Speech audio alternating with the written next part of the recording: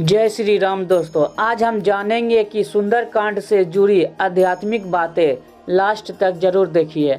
सकल सुमंगलदायक रघुनाथ गुणगान, सादर सुनहि ते तरहि भव सिंधु बिना जलजान। भावार्थ, श्री रघुनाथ जी गुणगान संपूर्ण सुंदर मंगलों का देने वाला है। जो इसे आदर सहित सुनेंगे वे बिना किसी जहाज अन्य साधन के ही भव सागर को तर जाएंगे।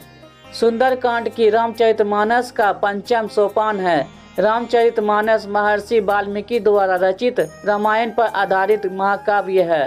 वाल्मीकि ने रामायण संस्कृत में लिखी थी, जिससे आम आदमी तक सीधे उसकी पहुंच नहीं थी। लेकिन तुलसीदास जी ने तत्कालीन आम बोलचाल की भाषा अवधि में इसकी रचना कर रामायण को घर घर पहुंचाने में अहम भूमिका निभाई।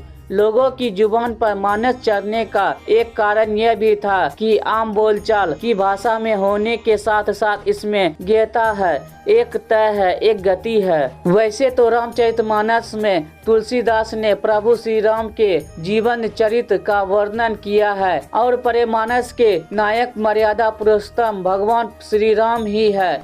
लेकिन सुंदरकांड में रामदूत पवन पुत्र हनुमान का यशोगान किया गया है। इसीलिए सुंदरकांड के नायक श्री हनुमान जी है। क्यों रखा गया सुंदरकांड का नाम? हनुमान जी माता सीता की खोज में लंका गए थे और लंका त्रिकुटाचल पर्वत पर बसी हुई है। त्रिकुटाचल पर्वत यानी यहाँ 3 पर्वत थे।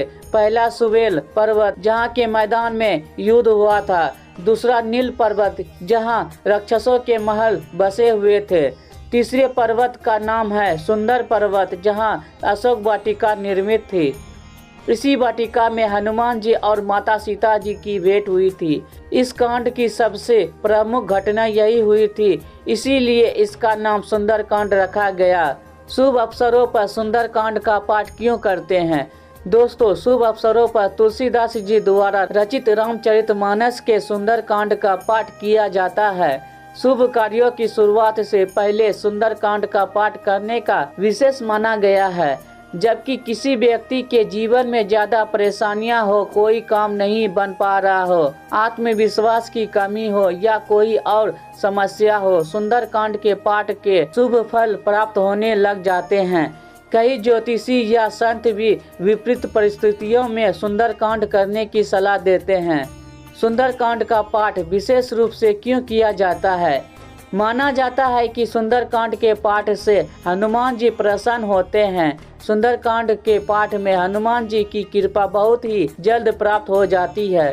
उनके सभी दुख दूर हो जाते हैं। इस कांड में हनुमान जी ने अपनी बुद्धि और बल से माता सीता की खोज की है। इसी वजह से सुंदरकांड को हनुमान जी की सफलता के लिए याद किया जाता है। सुंदरकांड से क्यों मिलता है धार्मिक लाभ? दोस्तों, सुंदरकांड के वर्णन से मिलता है धार्मिक लाभ। हनुमान जी की पूजा सभी मनोकामनाओं को पूर्ण करने वाली मानी गई है। हनुमान जी बहुत जल्दी प्रसन्न होने वाले देवता है। शास्त्रों में इनकी कृपा पाने के लिए उपाय बताए गए हैं। इन्हीं उपायों में से एक उपाय सुंदरकांड का पाठ करना है। सुंदरकांड के पाठ से हनुमान जी के साथ ही प्रभु श्री राम जी की भी विशेष कृपा प्राप्त होती है। किसी भी प्रकार की परेशानी हो, सुंदरकांड के पाठ से दूर हो जाती है। यह एक श्रेष्ठ और सरल उपाय है।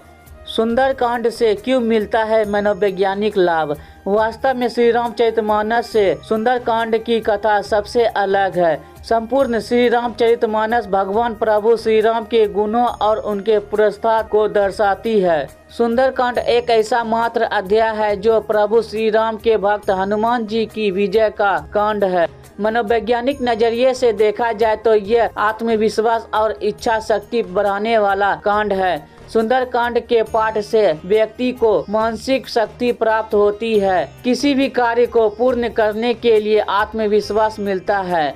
यह दी गई जानकारी धार्मिक आस्था और लोक मान्यताओं पर आधारित है। यह सामान्य जन रुचि को ध्यान में रखकर यह प्रस्तुत किए गए हैं। जय श्री राम। हर सनातनी धर्मों से आशा है कि वीडियो को ज्यादा से ज्यादा शेयर करें। नए हैं तो चैनल को सब्सक्राइब करें। धन्यवाद।